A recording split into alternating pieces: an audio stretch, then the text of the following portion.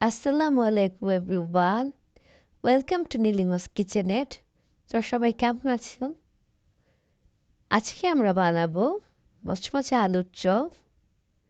এই জন্য আমাদের প্রথমে লাগছে সিদ্ধ করা আলু। এর মধ্যে দিয়ে দিলাম পরিমাণ মতো লবণ, শুকনা মরিচ, তেলে ভেজে নেওয়া আর কাঁচা পেঁয়াজ।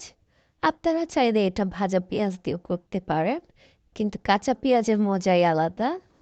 দিয়ে দিলাম সামান্য একটু গরম মশলা, সামান্য একটু ভাজা জিরা গুঁড়া। এখন একসঙ্গে মেখে নিতে হবে।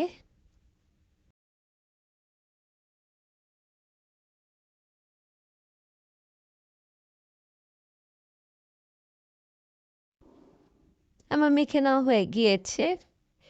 এখন আমি গোল গোল করে ছোট ছোট করে আলুর চপের আকারে শেপ দিয়ে নিব। আমি বেশ কিছু আগে রেডি করে নিলে আমার ভাজতে সুবিধা হবে।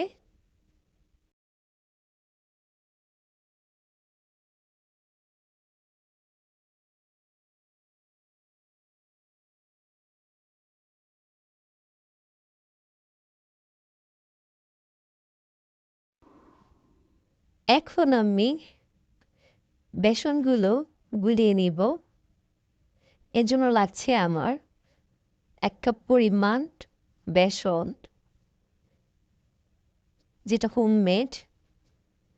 এর মধ্যে দিয়ে দিলাম সামান্য একটু হলুদ গুঁড়া, মরিচ গুঁড়া, জিরা গুঁড়া, সামান্য একটু আদা রসুন আর হালকা অল্প একটু গরম মশলা, পরিমাণ মতো লবণ। আর দিয়ে দিলাম সামান্য একটু জাফরান ফুড কালার। এখন আমরা নর্মাল পানি দিয়ে আস্তে আস্তে করে মেখে নিব।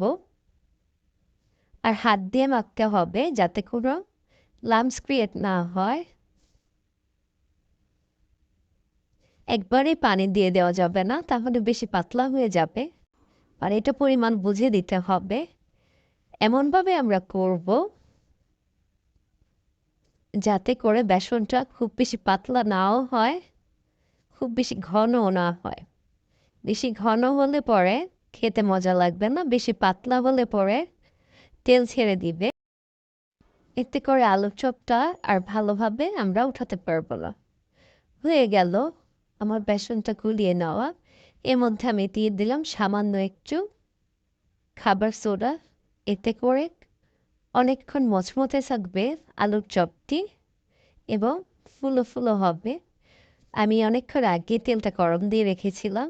এখন আমি দিয়ে দিচ্ছি এক এক করে আলুর চপগুলো। আর চুলার তাপটা থাকবে মিডিয়াম টু লো, খুব হাই হিটে ভাজা যাবে না, কারণ তাহলে উপরে কালার চলে আসবে, ভিতরটা কাঁচা থেকে যাবে। খুব সাবধানের সাথে আলু চপগুলো ভাজতে হবে, গরম তেল ছিটে আসতে পারে, বাচ্চাদেরকে দূরে রাখাটাই ভালো।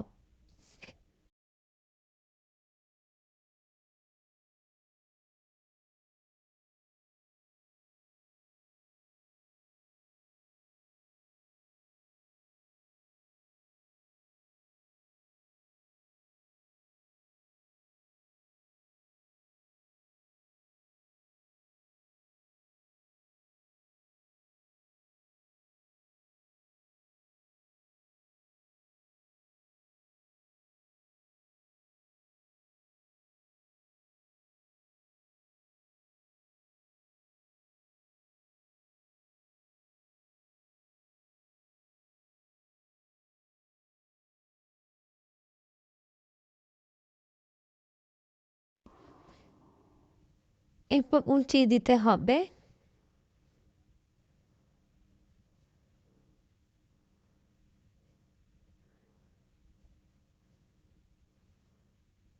আমাদের আলুর চপগুলো ব্রাউনিশ কালার হয়ে গেলেই বুঝে নিতে হবে হয়ে গিয়েছে, তখন আমরা নামিয়ে ফেলবো।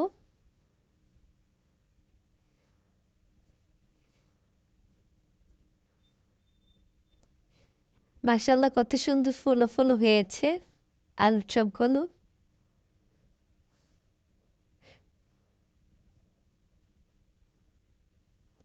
বাঙালির ইফতারের ফেভারিট একটি আইটেম হচ্ছে আলুর চপ। আর বাঙালি বেশিরভাগ মানুষই পছন্দ করে একটু তেলে ভাজা পোড়া জিনিস, যেটা স্বাস্থ্যের জন্য ভালো না, কিন্তু মুখরোচক। আমরা খুবই পছন্দ করি। সন্ধ্যাবেলা নাস্তার সাথে আলুর চপ আর চা হলে তো কোনো কথাই নেই। এক কথায় বলা চলে এগুলো বাঙালির চেতনা। আপনারা ইনশাল্লাহ এই সহজভাবে ট্রাই করবেন, সবাই খুব ভালো লাগবে। ঝটপট নাস্তা হিসেবে মন্দ হয় না আলুর চপ করলে। আর আপনাদের সঙ্গে আমি শেয়ার করব হোমমেড বেসন কীভাবে তৈরি করতে হয়। আপনারা একবার শিখে গেলে আর বাইরের বেসন কেনার কথা চিন্তাই করতে পারবেন না। এত পারফেক্ট আর এত ভালো হয় হোমমেড বেসন। সামনে ইনশাআল্লাহ সেই রেসিপিটা দেওয়ার ট্রাই করব।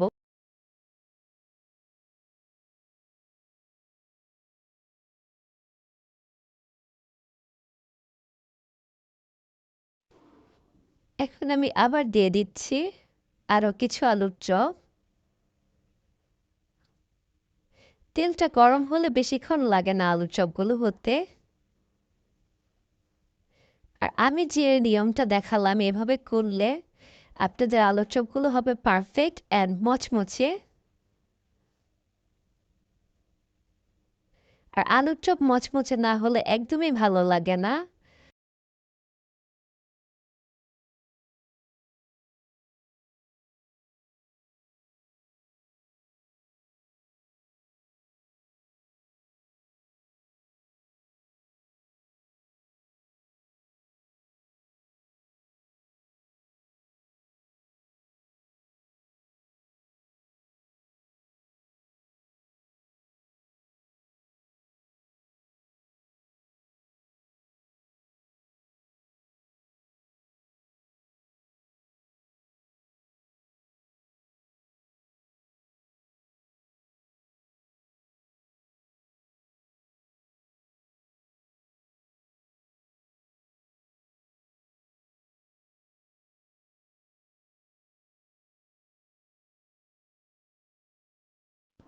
হয়ে গেল আমার সবগুলো আলুর চপ ভেজে নেওয়া।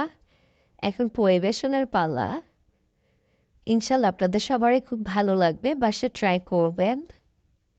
ধন্যবাদ সবাইকে এতক্ষণ ভিডিওটি দেখার জন্য। নীলিমা স্কিচেনেটের সঙ্গে থাকবেন অলওয়েজ। আল্লাহ হাফেজ।